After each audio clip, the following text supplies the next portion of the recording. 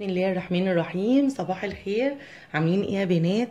انا النهارده هعمل معاكم طريقه بيض الفنادق. اول طريقه اللي انا باكل بيها البيض في الفندق عامه لما بكون في المصيف او في رحله في فندق. بصوا يا جماعه، اللي راح فندق قبل كده او طلع مصايف في فنادق او قريه وفيها الاكل اوبن بوفيه بيبقى عارف اللي انا بقوله ده. بصوا، على الفطار الصبح بيبقى موجود البيض بانواع كتير. في السيرفيز نفسه بتاع البوفيه بيبقى موجود بيض مسلوق، يعني سيرفيس بيض مسلوق، وكمان سيرفيس بيض بالزبده. بس بتبقى في حاجه ملفته للنظر جدا، وهو ان في اكتر من شيف واقف بيعمل لك البيض اللي انت حباه بالطعم اللي انت عايزاه وانت واقفه قدامه. انت بتاخدي الحاجه اللي انت عايزاها، او هو بيبقى قدامه عباره عن بصل متقطع صغير وطماطم وانواع من الفلفل ومشروم. لو انت عايزه البيض بتاعك بطعم من دول بتقولي له، هو بيحط لك منه. لو انت مش عايزه وعايزه حاجات تانية بتجيبيها انت بقى من السيرفيز نفسه او من البوفيه نفسه، بتجيبيها له انت على طبق وبتديها للشيف، والشيف هو اللي بيعمل لك الطبق البيض اللي انت عايزاه.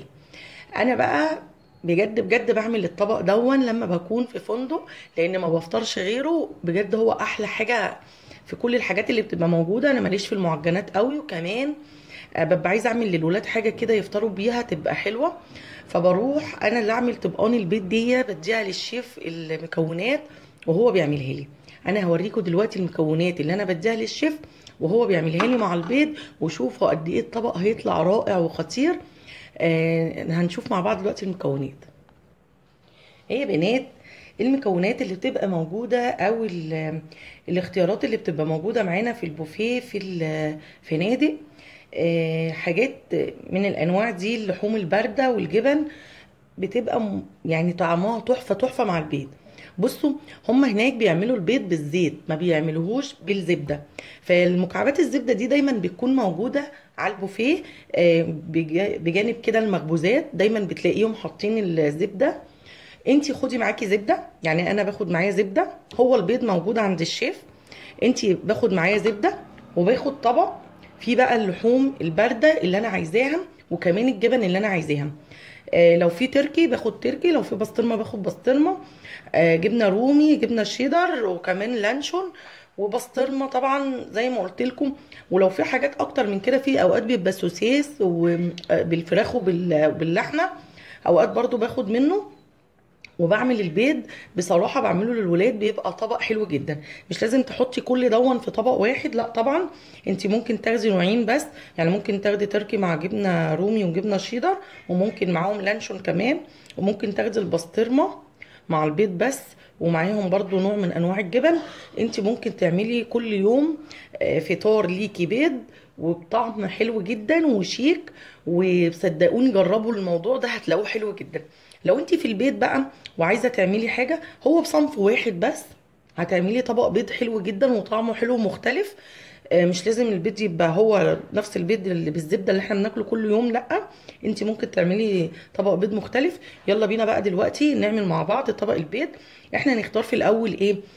احنا معانا طبعا البيض اساسي، ممكن نختار تركي مع لانشون مع جبنه شيدر وجبنه رومي.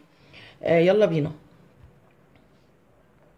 احنا وهي بنات معانا طاسه سخنه على النار، وبما ان انا طبعا مش في الفندق وفي بيتي فهحط الزبده بتاعتي. احط كده الزبده بتاعتي،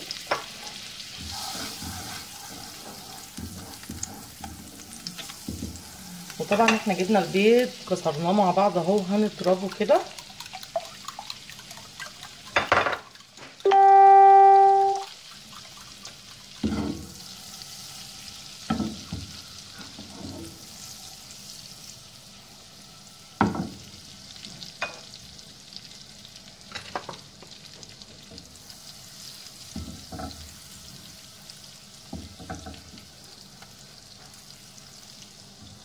حطوا طبعا الزبده بالكميه اللي تعجبكم انتوا، انا شايفه كده كفايه. هنحط البيض بتاعنا عادي خالص،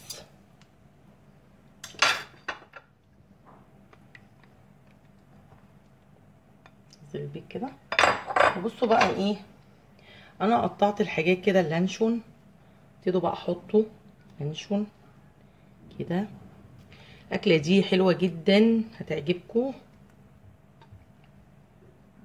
بصوا الشيفات هناك بتقلب الطاسه، فانا مش هعرف اقلب الطاسه فهغطيها، لان هما بيقلبوا الطاسه. حطوا تركي كده.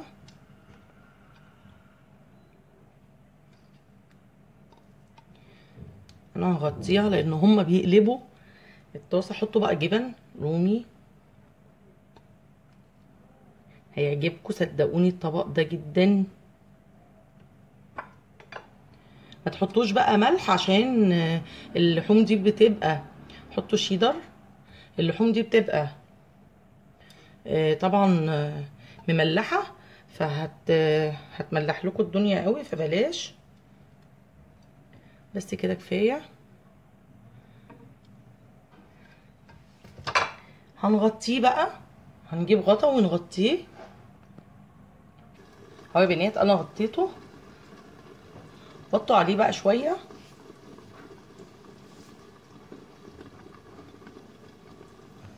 يا بنات البيض بصوا بقى معانا تمام، الجبن ساحت اهي، وبقى بصوا شكله تحفه حلو جدا، هيعجب الولاد. على فكره ده زبده، مش بيض ني، دي زبده.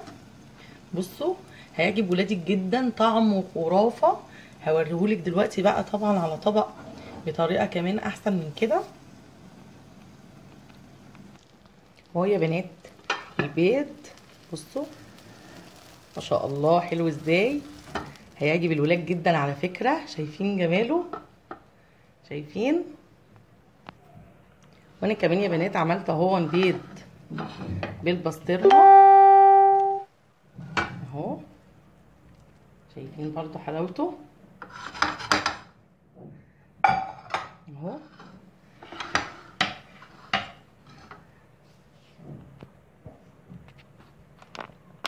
ودي يا بنات فطار الفنادق اللي انا ولادي بنحب نفطره، وما بنحبش ناكل غير الحاجات دي. البيض ده هايل، النوع ده حلو جدا. والبيض كمان بالبسطرمه، انا عملته بالبسطرمه وحطيت عليه جبنه رومي. بس كل الحاجات دي ما بتتملحش يا بنات. البيض ده النوعين ما بيتملحش ليه؟ عشان خاطر اللحوم البارده دي بتبقى مملحه، فبلاش ان انتوا ايه نكتر من الملح اهو. يا بنات البيض بالبسطرمه انا هقطعه معاكم كده وشوفوا بيبقى حلو ازاي. بسم الله.